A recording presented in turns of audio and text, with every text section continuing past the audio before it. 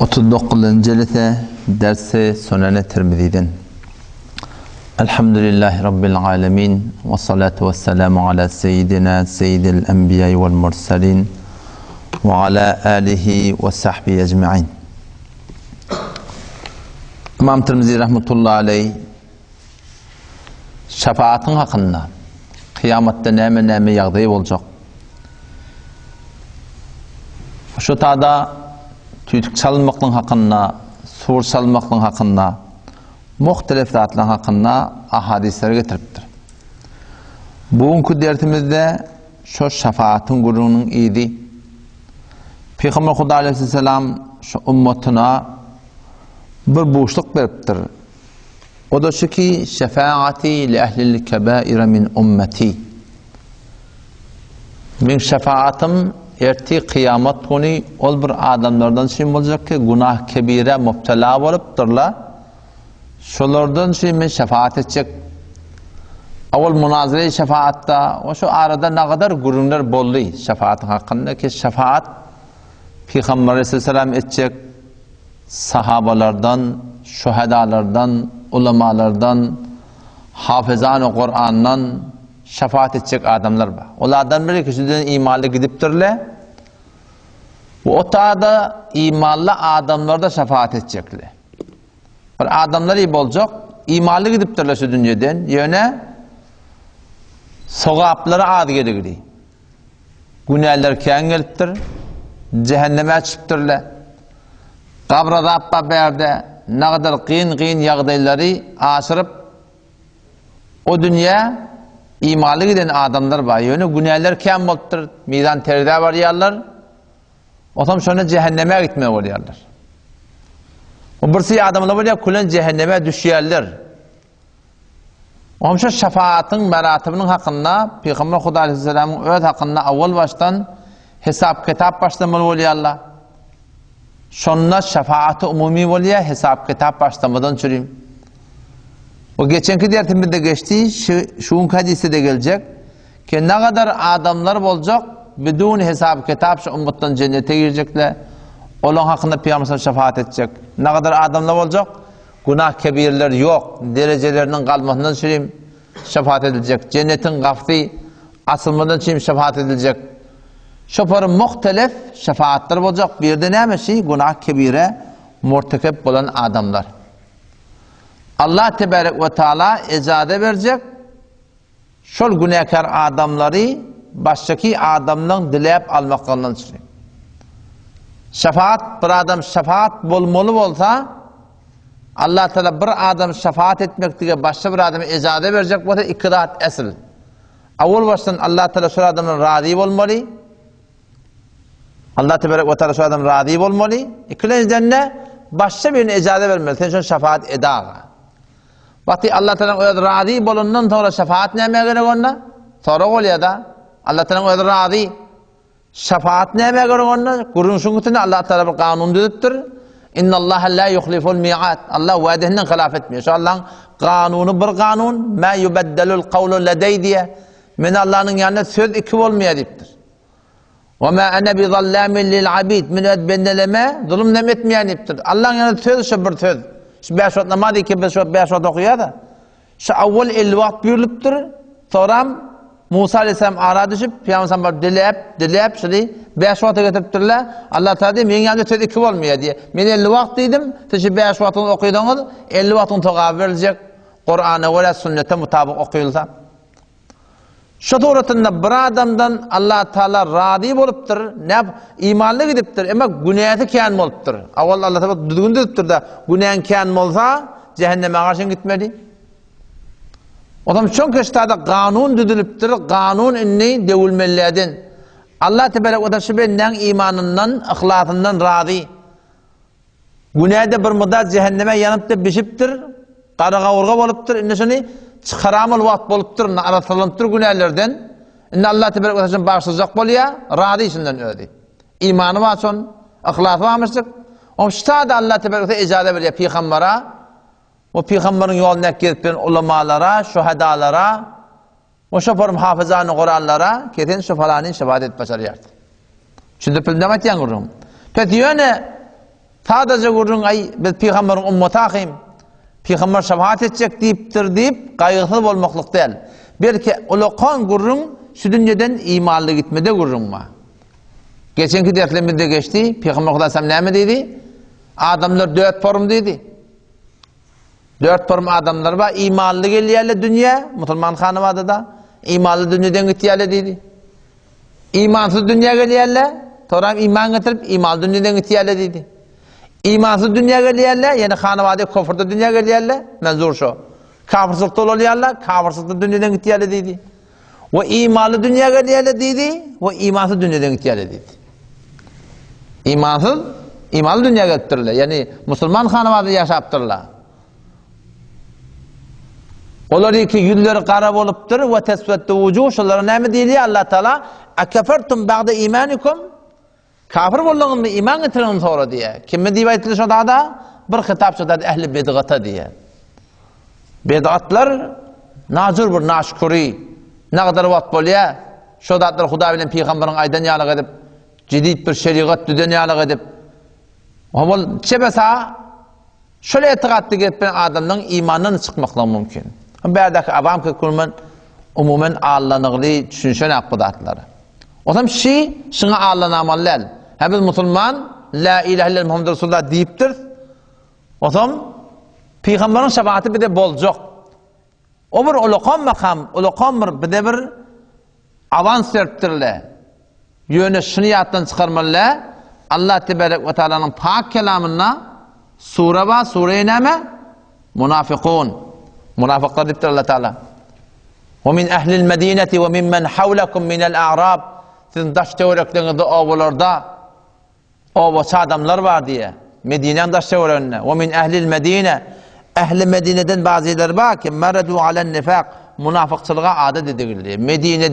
Medine'nin teorilerine münafık varmıştık diye. Bizim yüreğimizde korkuyor ne ki Türkmen Serra'da, Türkmen Serra'nın teorilerine bağım karşı. Bir hıyal bizde yok. Biz şu avval oğluluktan biz şol doldurtturlar içimizi. Hem Müslüman bir gün cennete girecek şu çişirttirler bizi.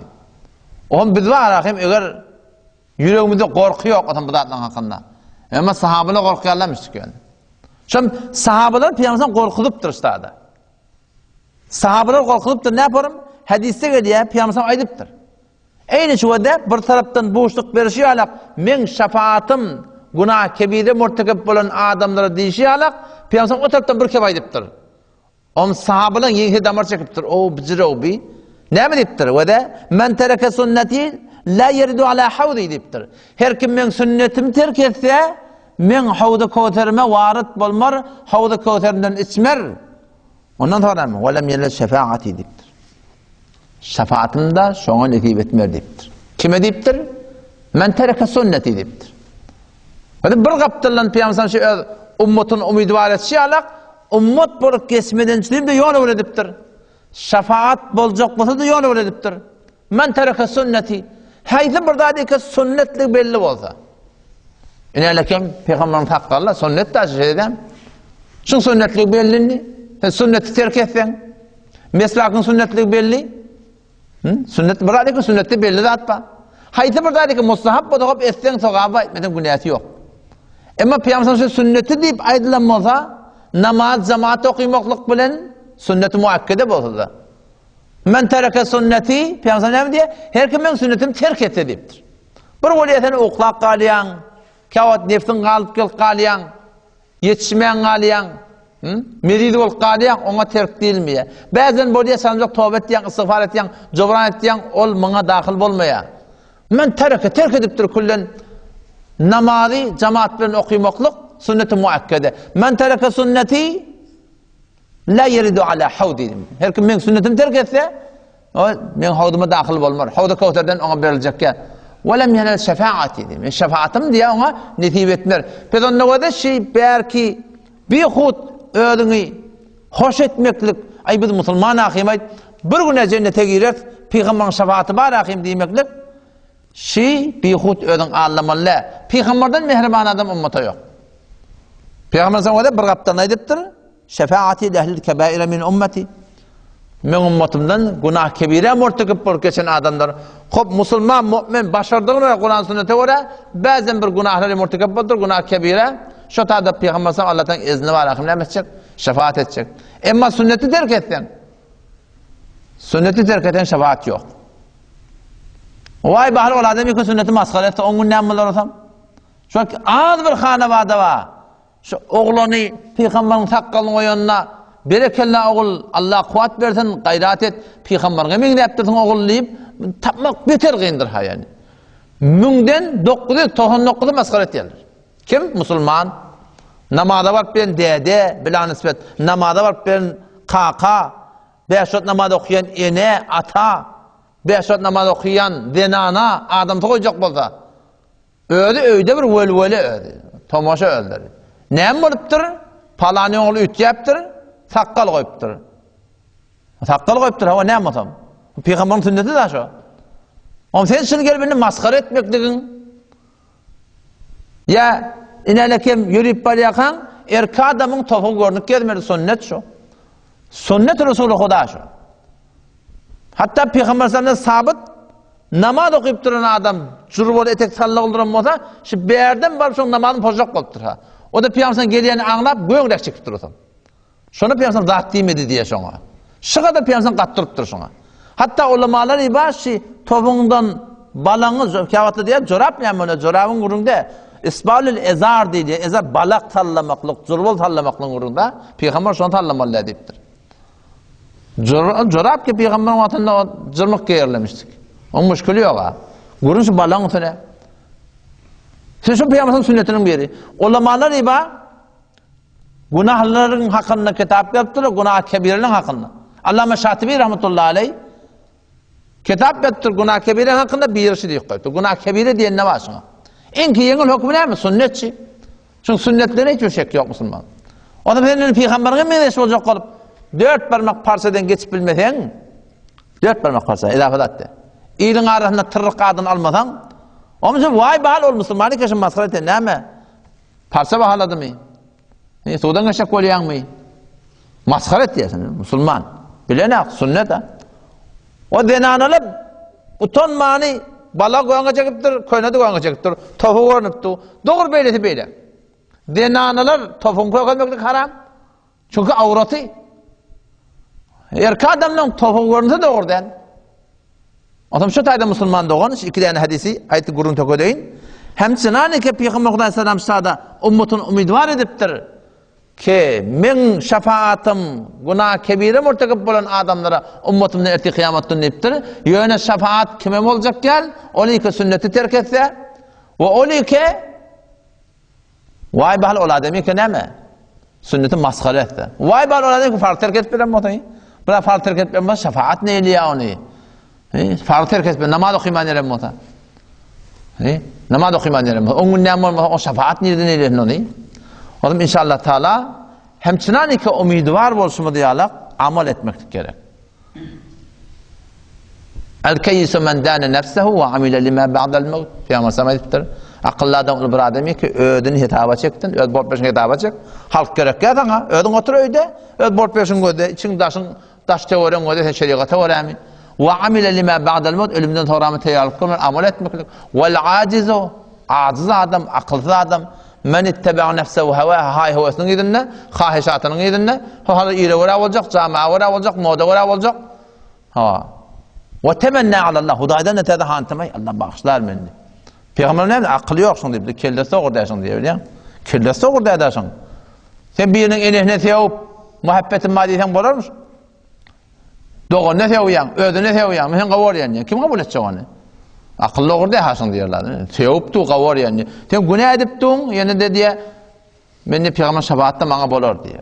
Şu taydan, inşallah Teala, umidvar bolşumu diyalak, şu korkmalı yerden ne kadar korkmaklık gerek. Allah temizden tevfik versin. Vesselamu aleyküm ve rahmetullah.